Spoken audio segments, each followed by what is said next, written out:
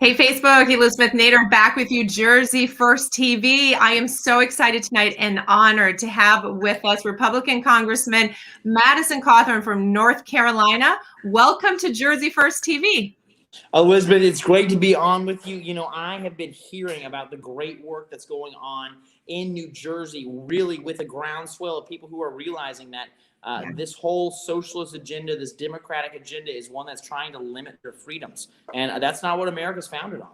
No, that's right. And you are known as a champion of freedom. That's why we reached out to you, because you inspire so many people. I was telling you before we went live, so many people in New Jersey supported you. You probably didn't even realize it. I got messages all day once we started promoting this that, wait a minute, I supported him. I wrote him a check. So I want you to know that I think, the borders of the states don't matter anymore. We care that you are fighting for us. And I want to talk tonight about a lot of the things you're working so hard on, because we really, really appreciate it. But just for everybody, this is the youngest sitting congressman right here, which is so incredibly cool. But you're not only that, you're a business owner. And so you understand small business, which is great. And you just got married. Congratulations. Thank you. Thank you. That's my favorite accomplishment as of my life. As it should be. And that leads me to my first question. As you look at building a family and you look at all of this, tell us what your why is. Why did you run? Because this is no small thing. This is not easy. You get hit a lot. It's a lot of work to do this. You're putting yourself and your family out there. Why did you run for Congress? Well, you know what? The reason we got involved, Christina and I, as soon as I got engaged to her, really the seat opened up a few days later. We talked about it, and we realized that we didn't want to raise a family in a culture that is so divided, so vitriolic, so aggressive, so just toxic. Yeah. And that's not what I believe our country is. We should be one united America, where we don't say, are you a Democrat or a Republican? We're connected as Americans who all agree on the same subset of values. Right. I really champion myself as a values candidate, not so much as a Republican or a Democrat. Yeah. I'm here to pursue conservative principles that are good for everybody. Yeah. And so getting involved at this age is obviously very unorthodox, but I was afraid that there would not be an America left if I waited until I was in my 50s. Oh gosh, isn't that the truth? In fact, I think a lot of us feel like everything that's happened this past year, that 2022 is sort of our last chance here to start to really turn things around. So we're going to talk about that at the end. But, I've been watching you closely, and Congressman, you're doing a lot of great work, and you are getting attacked like crazy, which is always a signal. One of my favorite quotes, and I've heard you say it, Winston Churchill, right? That says, if you have enemies, right? I'll paraphrase, you must be doing something good. What has that been like for you to be the attack? They've been attacking you, the fake news, the spin, the stuff that's coming out anytime you do anything. How has that been for you as a new congressman? Well, you know what? I knew what I was getting involved with. I think a lot of Americans are waking up to realize that the news media is extraordinarily biased. And I don't even say mainstream media anymore, because they are anything but mainstream. And I believe 80% of Americans agree on the overwhelming amount of issues. But because of the mainstream media, they always just try and focus on what separates us, what kills us. And so I don't even believe that they're mainstream whatsoever. But when the news media is attacking me, when people in Washington, D.C. are coming at me left and right, but then I fly home to Western North Carolina in the mountains, and people start coming up and shaking my hand. Older people are crying, hugging me, saying, thank you for fighting for the future of my grandchildren. That gives me all the encouragement in the world, because if I am hated in Washington, D.C. and by these people who are the enemies of liberty, but I am loved in normal America, then I know I'm doing my job. Yeah, absolutely. And in any case, there aren't that many platforms left anyway that are positive. We invited you on here. What we're trying to do is bring that positive message, right, to support American values. But there aren't that many places that you can go right now that you will be accurately described, right? Your work, that you will be interviewed in a fair situation. So we need to step up our game, don't you think, and provide more platforms and more outlets? That is absolutely right. I am just encouraging the good-hearted Americans across this country who love freedom, who love liberty, start using that beautiful mind that God has given you, the creativity that we have, the imagination that we have, the can-do-it attitude that our side is so known for, the optimistic attitude, and use that to create a country that you can be proud in, where your voice can be heard and represented. Absolutely. Now, listen, in Jersey, I don't know how much you see us in the news. We've got a tough situation here, Congressman. We've got a governor who is really a king right now. He's still signing himself emergency orders. I think he's on month 14 now, and the emergency powers. So we're in a difficult situation. And I know that you recently sent a letter with your colleagues to the CDC about opening schools. One of the things Jersey First is fighting for, and we've been helping actually lawsuits to open our schools. Our kids are hurting. I want you to talk about that issue because I know there are issues with that also in North Carolina. Where have you stood on that? Well, the place I stand on it is that we should not force a zip code to determine the future of a young man or a young woman. These children that are growing up in our country are the next generation. That's why I'm so proud to be on the education committee. Because one, I'm trying to reform our higher education, which I believe has just turned into really these leftist indoctrination camps. It's not even liberalism that they're preaching. It's really just socialistic agendas. But also it's starting to creep into our K through 12. And so I think that we need to open up more school choice. I was actually homeschooled all the way through K through 12. And I believe that was probably one of the greatest gifts my parents ever gave me. Because, I was able to understand a lot of the real truths in the world and not have to deal with all this leftist indoctrination and then have to come home and say, Mom and Dad, what is true and what's not? I was just told nothing but the truth. Right. And I think that's why I'm so passionate about this. And it's because, I believe that we shouldn't be politicizing our children. I think there was the leader of the Third Reich, actually, I believe, once said that if you give me the next generation, then I will give you the future. And, obviously he was talking about, give me the school systems and I will take charge of this country for the rest of my life. That's exactly what I think that the leftists are starting to see. I think they're starting to believe that they can take control of the future if they take the minds of our children. And so that's why I'm fighting so hard for school choice. Yeah, I believe that too. And school choice is such an important issue. But right now our schools aren't even open. I mean, in New Jersey, not all of them are open. And we've got kids who they're regressing, Congressman. They're regressing. Young kids who no longer want to get on Zoom, who can't deal with it. Parents who have had to quit a job to stay home. And they don't have school choice. So their only choice, unless they're going to homeschool, is to deal with this. So, and I don't know, when you guys wrote that letter to the CDC saying, listen, inconsistent, we need to get the schools open. Where is the science, Congressman? What is the science that they're using to make these determinations? None of us seem to know. It's a moving target. How frustrating is this? Oh, it's extraordinarily frustrating. The person that America is really forced to look to is Dr. Anthony Fauci. Right. So one thing that I think would be probably one of the most entertaining debates that could ever be televised is Dr. Fauci in March of 2020 debating Dr. Fauci in March 2021. It's just the inconsistency is so frustrating for Americans. Yeah. The goalposts are always moving. Yeah. And I think it's just this cult of control and this cult of power. They have realized, if I use fear, if I use COVID, then I can have my way with these people. And it's very, very sad. And so I'm starting to see a lot of Americans across the country starting to reject this anti-science, this anti-common sense narrative that the left is pushing. And I think that's very encouraging. But you know what? These children have no choice. Yeah. They don't have a voice. And so as long as we bend the knee and capitulate to these tyrants, the more it hurts our next generation. Yeah, and I saw that you made a comment about HR 1319, which it's funny. I interviewed Robbie Starbuck Monday night, and he talked about how the left names their bills, right? Like save the puppies, and it's really not that, right? It's really not what they say. So 1319, of course, was this bill about saving America, but the truth is, very small amount of money went to Americans, and the money that did go to the schools, there was no clause to say open. We're going to give you this money, open your schools. And so we don't have any of that as a big stick, even to force them to do the right thing. You're absolutely right. And that's something that I think the left is doing so well. They've learned to pull on the heartstrings of Americans. Yeah.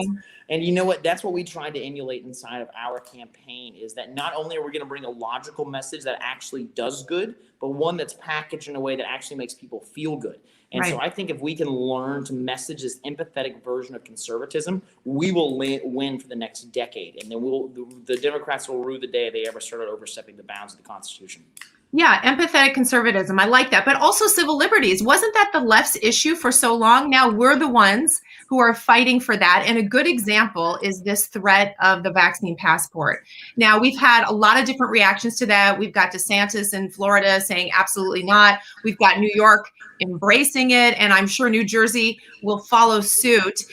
Where do you stand on this? Because, you know, from a Jersey First standpoint, we're very concerned about the government overreach. And I don't even see how this plays out with each state doing something different. So where are you on this, Congressman?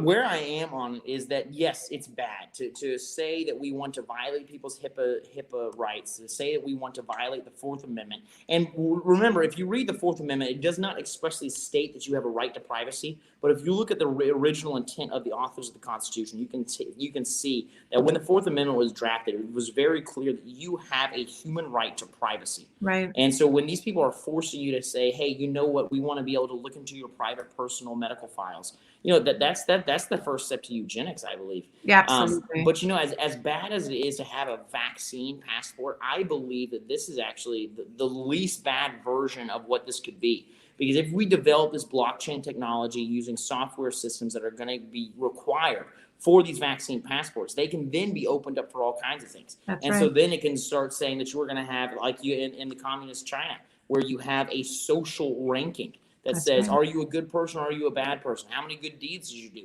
But obviously, these are all extraordinarily subjective, and what is good is determined by the big state who wants Big Brother, who wants to have nothing but control. And then it's going to start being able to control what you're able to say, what you're able to do, where you're able to go. And it's really, if you want to be able to use this vaccine passport to be able to go out and buy and trade and participate in commerce and travel, that's the mark of the beast. I mean, it's a terrible road that we're starting to walk down. It's amazing that we're so close to it. And I think a lot of us a year ago, when they were removing exemption rights state by state, and we saw the force of pharma doing that, we were sort of shouting out, hey guys, this is a step towards this. Little did we know that COVID was coming. And so here we are. How did we become the party that's shouting for choice? You know, that word that the other side used to use, my body, my choice. We're the ones now saying, how do you as an American get told that you must, now if you want it, you take it, but if you must put something in your veins? I'm amazed that we've gotten to this point. How does the left package that? It's for the greater good. It's to keep everyone safe. Indeed. Well, you started to hear it, and it's full on propaganda where they're saying you're not doing this for yourself. You're doing this to prove that you care about other people. And so, you know, you can be on a Delta Airlines flight and start listening to what they're saying on the air. You know, wear your mask to protect yourself and to show that you care about protecting others. And when really I'm saying, you know, if the mask works so well, then why do you need me to wear mine?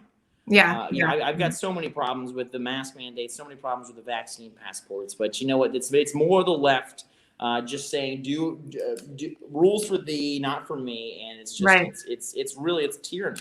And this is what we fought against in 1776, is having a ruling class that's being able to tell us what to do, but they don't have to live by the same rules and mandates. Yeah, and here we are, and here we are again.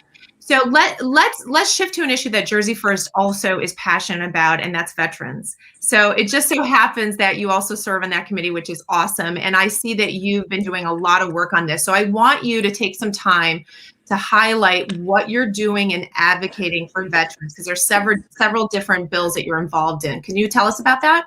Yeah, so there's a lot of things that we're working on. You know, the thing that I'm probably the most passionate about is allowing veterans to be able to use their GI Bill that they put their lives on the line for, that they went out and earned, and not only use that to be able to have money for a higher education, but also be able to use that for small business loans. Because, you know, I genuinely believe that we need less lawyers in this country. We need more people who work with their hands, more people who own their own business. And I think it's what makes America powerful. I think it's what makes our economy powerful. And so I'm very excited for that. But, you know, in all honesty, this is a country that, you know, we politicians all the time, we go on victory laps in our district all the time, just meeting with veterans saying, I vow to support these veterans. Well, now it's our time to actually put our money where our mouth is and support our veterans. These people deserve the thanks of a grateful nation. If they don't start getting it, then, you know, I'm going to start crying that from the rooftops, because these young men and women put their lives on the line for us, and they should be taken care of for the rest of their lives. Yeah. So, when we are starting to let in so many people, starting to give illegal immigrants stimulus checks, starting to say, we're going to guarantee you a job, we're going to give you a higher education, we're going to pay for you to have legal representation whenever you need it, because that's just what we do. And you're not even a legal immigrant. You were not born here, and you didn't go through the proper channels to get into this country. When we start saying that we're going to do that, I scratch my head and say, aren't there 500,000 veterans who are currently out of work, many of whom who are homeless and are having to live on the side of the road? Until they are all taken care of, until we've taken care of America first, I don't want to start thinking about the rest of the country, rest of the world. Absolutely. And so that obviously brings us to the border issue. So before we get to that, though, I want to thank you for fighting on behalf of the veterans, because I believe you're making a big difference there. And a lot of people just feel that no one's paying attention. And I think Trump tried to do that. And obviously now we need more advocates like you. So thank you for doing that. We have a show on the veterans next week, so it's really near and dear to our heart. But let's talk about the border, because there you go. You hit it right, the nail on the head. We're letting everybody in. And thank you, President Biden, for finally admitting there's a crisis at the border. Finally, right? I don't know what took him so long, but we're letting them in, and yet we can't take care of our own. So you guys worked on a special bill about the border. So I want to get into this and dig into this. Tell us what you're doing. So right now we're obviously pushing a lot of initiatives that are just working to actually be able to secure our border and to finish and complete the border wall, the gaps that still exist, and to give more funding to our the CPB officers and our Border Patrol officers. But what I genuinely believe is the first step in doing that is to make sure that we don't lose the progress that we already have. Right. And so if the Democrats want to play a game of technicalities and semantics, I'm willing to play that game too, and I'll beat them at it. Yeah. And so what we have recently introduced is the Donument Act. So think Donald and Monument put together. And what that really is that it creates a national monument out of the already existing multiple hundred miles of border wall, which then would refrain and keep the liberal left from ever being able to tear that down or to start us regressing in the other direction from where Donald Trump's already gotten us. So it's called a Donument. The Donument Act, yes, indeed. That is so creative. I love it. Did you tell President Trump about that? I've got a call with him coming up next week, and I'm telling him then. I should think that he would absolutely love to hear that. So yes, the document will protect what's there. How do we get the rest of it finished? The question is, how do we get the rest of it finished? Well, you know what? The steps to do that is to get these bastards out of office.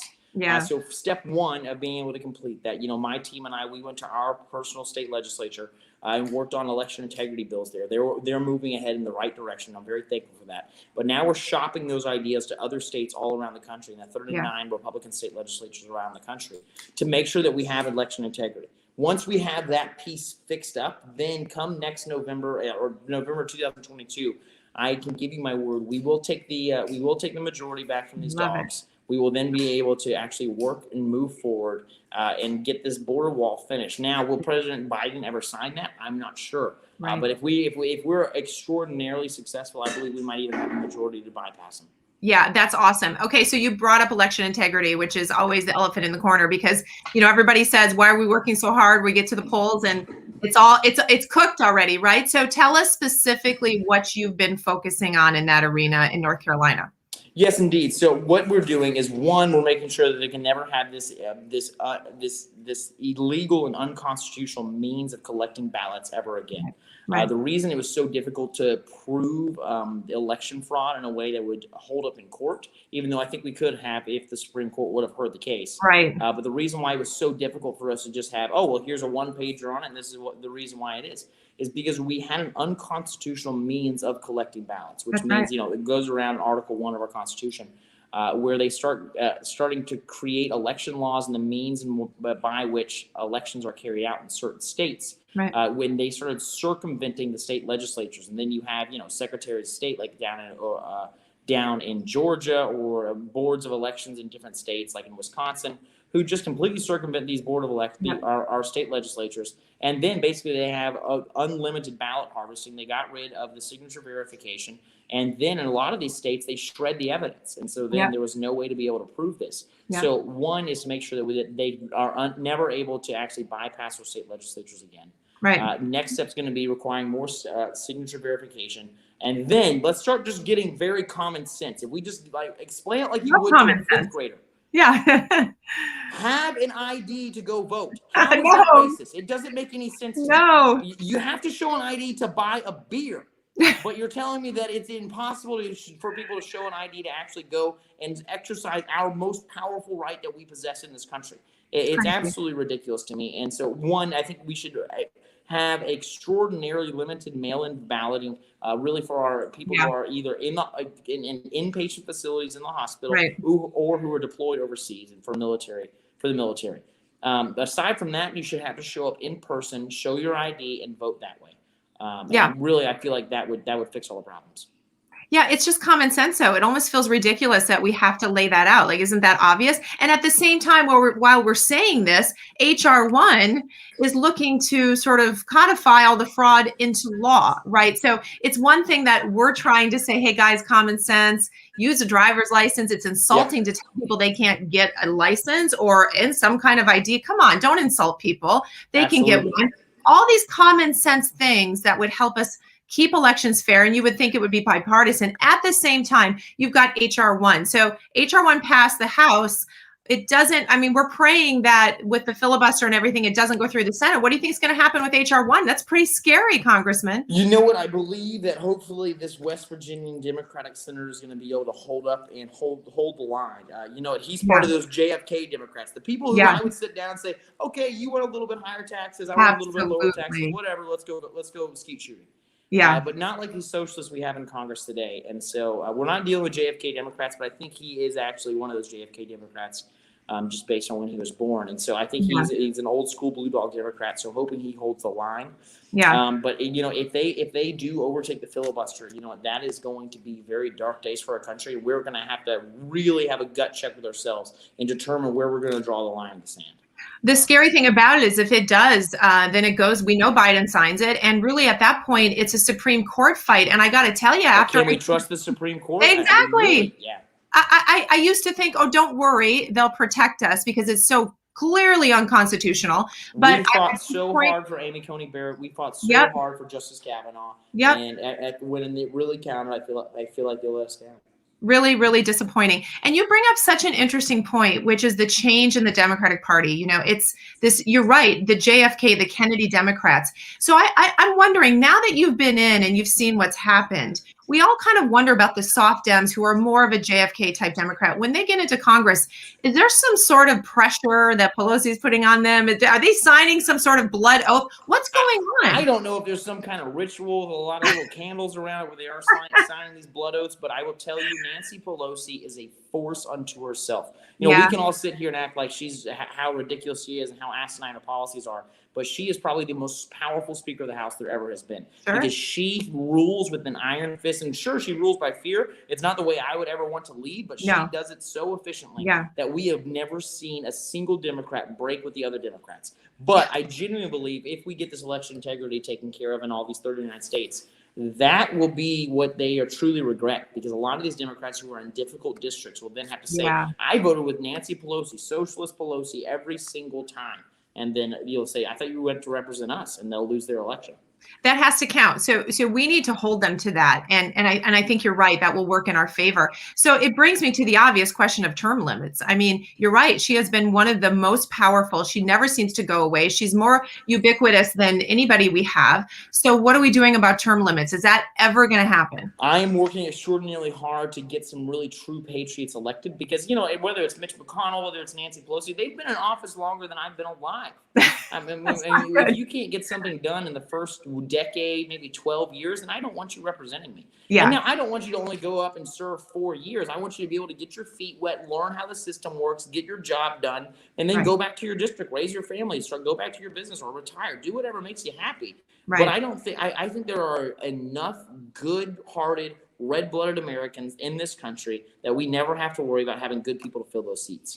Yeah, I agree with you. And it doesn't seem like the intent of the founders was to have people in power for this long. It really wasn't meant to be a career. Would you agree with that? Well, I think really to speak to that point, I mean, just look at the life expectancy rates in the 1780s when they were working on this. You know, they probably never expected that somebody could serve for 25 years in Congress. And so what I genuinely believe we need is we're going to need to pass a term limits package. Now, unfortunately, we're probably going to have to have some people grandfathered in, because very few of these people will ever vote for themselves out of this. But then, I'm sure that there will be enough political pressure at that time to get them out anyways. But, I'm hoping before I leave Congress that I get rid of the federal income tax and I get term limits on Congress. Those are my two major number one goals. Well, hallelujah. Where can I donate? I mean, that's awesome. We love that. We love that. You're speaking our language.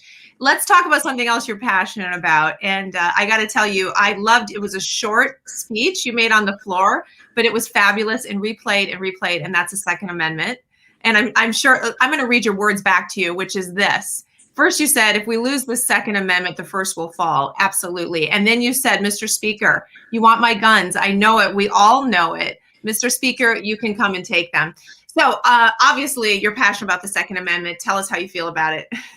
Well, I genuinely believe that is what safeguards all of our rights. Obviously, there's a lot of tragedies that come with there being so many firearms in our country. But I think that those tragedies are less severe than the tragedy of absolute tyranny and genocide would be. And I believe that I would choose a dangerous freedom over safe subjugation any day. And I think the overwhelming amount of Americans would. And so that is why I will never give up my guns. I think that almost any gun law is an infringement on our rights. I think that people need to be more well equipped. And really, there's a reason. I know up in New Jersey, or if you're down in Miami, or if you're in New York, everyone always talks about how dangerous the drivers are there and how aggressive they are and everything.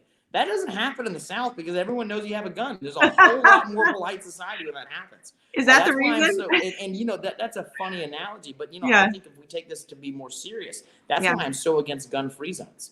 These sick and twisted, vile people who go shoot up schools or shoot up, a club in Miami, they are normally almost always cowards. You look at these people; they're pencil-necked cowards. Yeah, it's true. And they would never stand up to someone who could shoot back at them. And so that's why I think we need to get rid of gun-free zones. I think we need to enact permitless carry in every single state, constitutional carry. And I think we need to, obviously be able to make sure that I'm okay with background checks.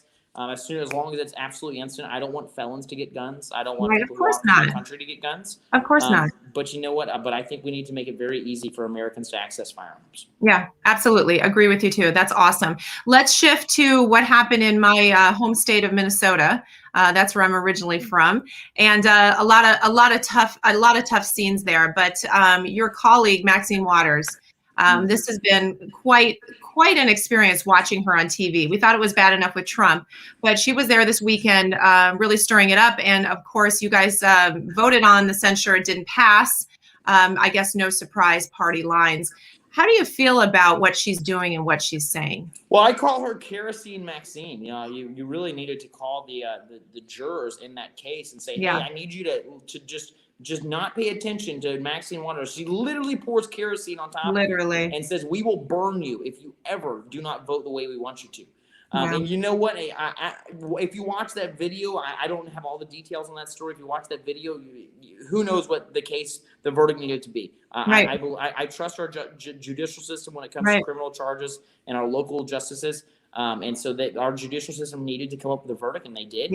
But right now, because of what Maxine Waters and President Biden said, I genuinely believe that there's going to be a very strong case in appeals for this, because who knows how much that those jurors were tainted in that election, because they were basically literally threatened. Hey, if you vote in your jury trial to say that this person is acquitted, then what you're going to do is you 12 will personally be responsible for the city's burning and the blood in your streets. I mean, how can you ask a normal person to have to make that decision? I don't know. It's so out of control. And I'm amazed. I mean, the Democrats close ranks like I've never seen before. The Republicans would never do that. If somebody spoke like that, you would be out. I mean, look what happened on January 6th. And they wanted to censure people for what appeared to be supportive, what appeared to be this or that. And, the Republicans threw their own under the bus, but the Dems close ranks on something that is this could be not to cut you off, but this is something that just infuriates me, because so many people in our party are just so cowardly. And that is why we need term limits. That is why we need people who are going to stand up to the status quo in Washington, D.C. But, that's why I'm very happy. Guys like Kevin McCarthy and Steve Scalise. Steve Scalise valiantly took that bullet from that radical who came to shoot up Republicans, and then his security guards took the man down. And then you have Kevin McCarthy, who now is saying, who very boldly stood up and told, I literally watched him in person tell Nancy Pelosi, if you don't act, I will. And then he tried to censure Maxine Waters. Right. And you know what? Unfortunately, we were not successful in censoring her. But as I said earlier, as long as we get election integrity sorted out, it will make these Democrats in difficult to win seats very, very open to attack. And so I think it will help us take back the majority. That's what we need to do. Elizabeth, I hate to have to cut it short, but I've got to go speak. It's 30 minutes. You got to go. Thank you, Congressman. We appreciate you so much. We'll have you on again. All right, Elizabeth. Thank you so much. Talk to you soon. Talk to you soon. Bye-bye.